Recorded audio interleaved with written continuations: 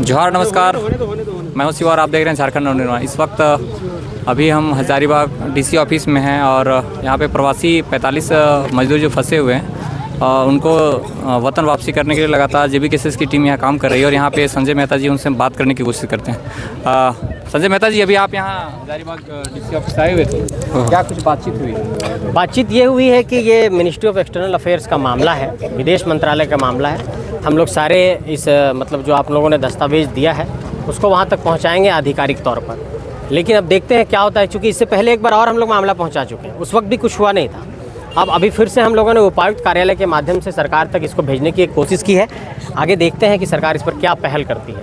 लगातार 3-4 कॉल वहाँ से हो चुका है पर अभी तक सुनवाई नहीं हुई। काफ़ी दिक्कतों का सामना करना पड़ रहा है वहाँ के प्रवासी। देखिए, जितने भी झारखंड के मजदूर हैं, जो प्रवासी मजदूर हैं, जो दूसरे राज्यों में, दूसरे देशों में अपना जीविका के लिए जाते हैं, उनके साथ ये सबसे बड़ी बदहाली की स्थिति ये है कि जब वो कहीं फंस जाते हैं तो सरकार जो है एक तरीके से कह सकते हैं कि बहुत असंवेदनशील रवैया अपनाती है।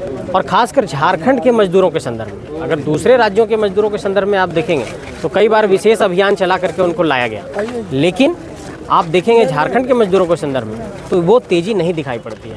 आज अगर 45 मजदूर फंसे हुए हैं, 7 महीने से उनको सैलरी नहीं मिल रहा है, वो सऊदी अरब में जाकर के फंस गए हैं, तो क्या ये सरकार के लिए संवेदनशीलता का मामला नहीं है? क्या सरकार को इस पर संवेदनशील नहीं होना चाहिए था?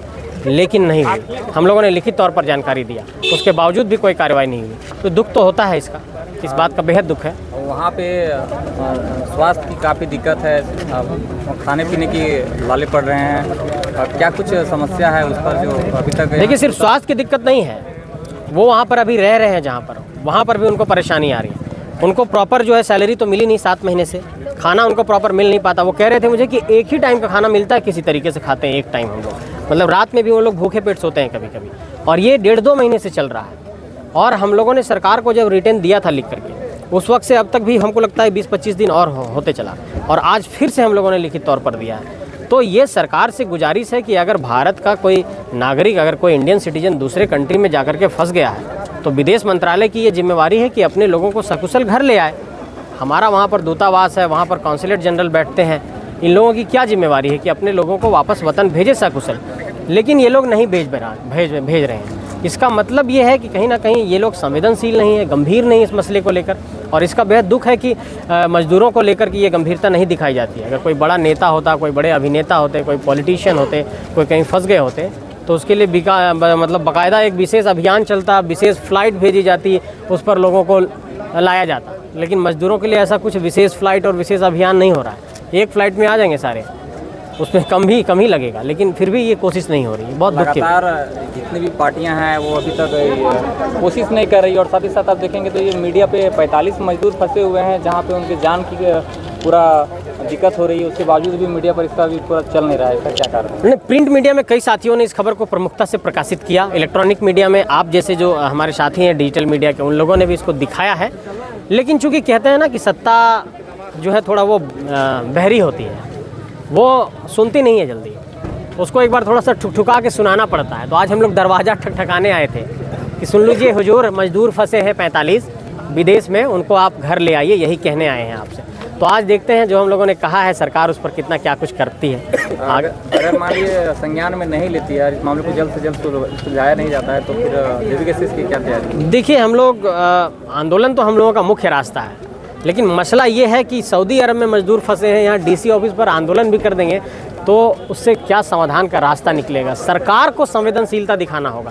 अंतिम रास्ता आंदोलन है ही हम लोगों का, लेकिन हम लोग नहीं चाहते हैं कि कोई माहौल बिगड़े, कोई स्थिति उग्र हो। आंदोलन होगा, लोग आक्रोशित होंगे, बहुत तरह की बातें हैं। इसलिए हम लोग चाहते हैं कि सद्भावपूर्ण तरीके से ऐसी समस्याओं का समाधान निकले, ऐसे समस्याओं का हल निकलना चाहिए। उनके परिवार वाले काफ़ी दुखी हैं, उन परिवार वालों को क्या आप कहना चाहेंगे? देखिए, परिवार वालों को यही कहेंगे कि हम लोग एक प्रयास कर रहे हैं, आपके इस दुख में, आपकी इस पीड़ा में हम लोग साथ खड़े हैं।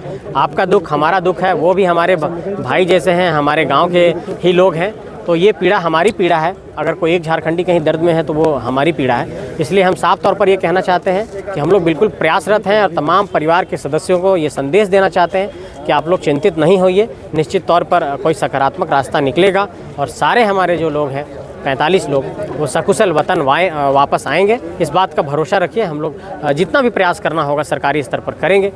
ज़रूरत पड़ी दिल्ली जाने की, विदेश मंत्रालय जाने की, वहाँ जा कर के बात रखेंगे, लेकिन हम लोग उनको वापस लाएंगे। संजय जी, आज आपका जन्मदिन है, तो क्या कुछ कहेंगे जन्मदिन का? जन्मदिन क्या, ये तो एक जीवन का चक्र है, चलता रहता है।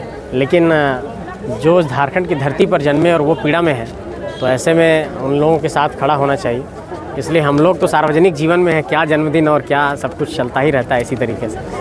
तो फ़िलहाल तो हम लोग मज़दूरों को वतन वापस लाने के लिए प्रयासरत हैं। जिस राज्य, जिस झारखंड के नवनिर्माण की आप लोग बातें कर रहे हैं, तो आज जन्मदिन के मौके पर पूरे झारखंड वासियों को क्या संदेश दें? संदेश यही है कि झारखंड एक पीड़ा में है, एक दर्द में है, और इस स्टेट को एक नए लीडरशिप की ज़रूरत है, एक रिफॉर्म की ज़रूरत है, और उस रिफॉर्म में यहाँ के नौजवानों को सामने खड़ा होना होगा। और जिस स्टेट के भीतर हम लोग रह रहे हैं, जहाँ पर इतना हम लोग माइंस और मिनरल्स की बात करते हैं, जितना यहाँ पर संसाधन है, इस स्टेट को उस तरीके से विजनरी लीडर्स नहीं मिले और वैसे लीडरशिप भी नहीं मिल पाया, और इस कारण से ये स्टेट बहुत उपेक्षा का शिकार हुआ है। हम चाहते हैं कि झारखंड के जो नौजवान हैं, जो पढ़े लिखे नौजवान हैं, वो पॉलिटिक्स में कदम रखें, सीधी राजनीति में कदम रखें, सक्रिय राजनीति में कदम रखें, और झारखंड की राजनीति में दखल देकर यहाँ की राजनीतिक चेतना को जगाने में अपना एक योगदान दे। ये गुजारिश नौजवानों से और झारखंड के सभी लोगों से करना चाहते हैं।